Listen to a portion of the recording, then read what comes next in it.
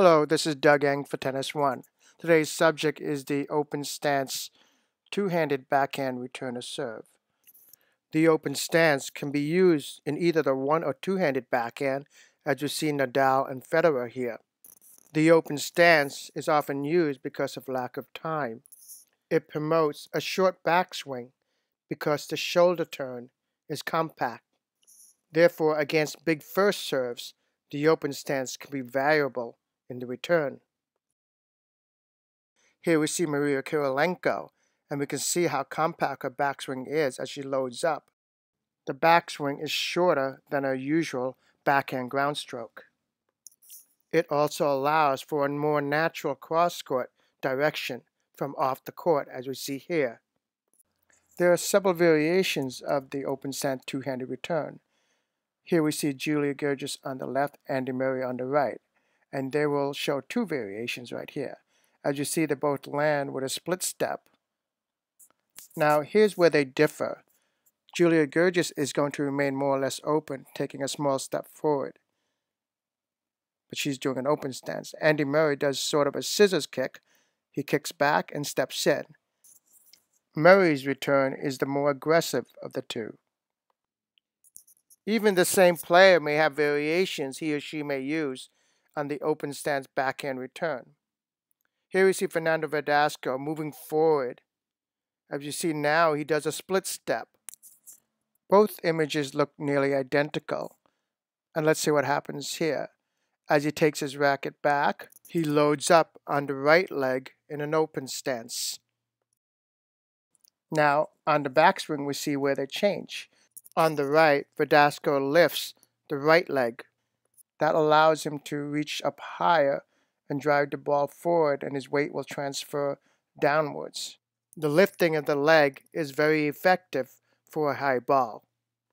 On the left, we saw the scissors kick, which Murray did earlier. And now we see Christina McHale in two variations. On the left, she has to step a little laterally, a little off the court. She'll keep it completely open, but on the right, she'll use a scissors kick and be more aggressive on the return.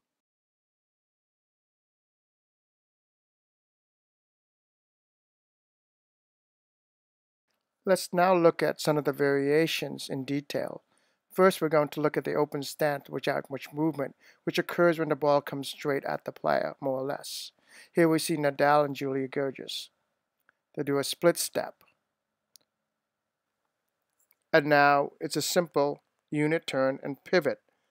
The foot over which the backhand occurs turns and pivots. Nadal and Julia Gerges also load on that leg. The other leg lifts up in the air slightly. The backswing and forward swing, and they both remain in an open stance. A second variation is the open stance with recovery. In this case, one takes extra lateral movement, or in an earlier Tennis One article, I referred to exiting the court. Here we see Fabio Fognini. He split steps and moves laterally. Now he has to plant that outside foot for a recovery step that pushes him back into the court. And now he has a reverse crossover step, which is more efficient than a shuffle step. Here we see Li Na, and she has to move more dramatically off the court. We see her take a couple steps. She loads up here in an open stance, and then as she drives, she leaves the ground and lands on the outside foot for the recovery step, and she's ready to push back into the court. A third variation is the open stance with a simple step forward as one strikes the ball. Here we see Gaël Monfils and Maria Sharapova, and they step and load on that left leg right about here, and as they hit, their right leg moves forward. This is just a simple step as a hit, much similar to the volley. When you're driving off the back leg and stepping into the volley, the foot often lands after the contact point. Here we see the open stance, contact, and the foot now lands. And let's play it again. Notice the foot is moving, but lands only after the contact point. The next variation is the scissors kick, which involves forward movement, or I used the earlier phrase in another Tennis One article as entering the court, or stepping in. Here we see Maria Kirilenko, split step, and in both examples, you're going to see her right foot step in, back foot off. The right example is more dynamic, but essentially they are the same. Here we see again Maria Kirilenko compared to Andy Murray we saw earlier.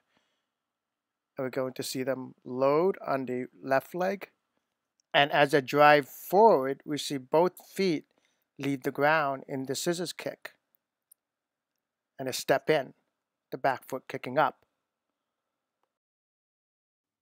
The fifth and last variation is the mule kick, which is more aggressive than the scissors kick. It's for a high ball, involves forward movement and entering the court. Here we see Fernando Verdasco on the right, and we see Jack Sock on the left. If you notice, both players are moving forward. That allows them to generate a little more springing action with the legs. They lean in. You can see Jack Sock really leaning into that ball. In this example, we're going to play again. To get the high mule kick, one has to get some momentum moving forward, and they're going to go down and up. We see Fernando split step. He gets down, and he's going to push up. Jack, you can see his knees flex. He gets down, and he pushes up.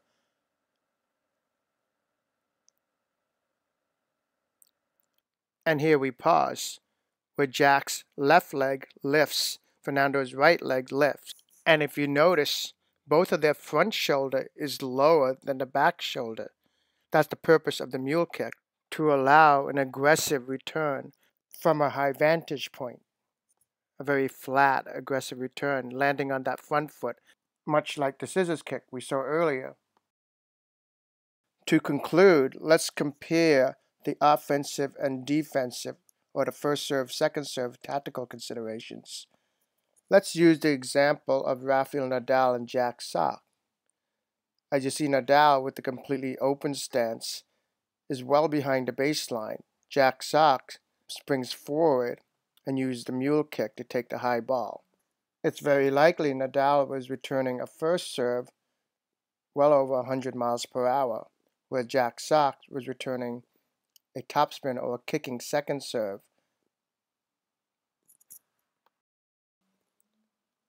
When we play it again, we're going to look at the contact point. And we see Jack Sock get much more movement into the ball and a higher contact point.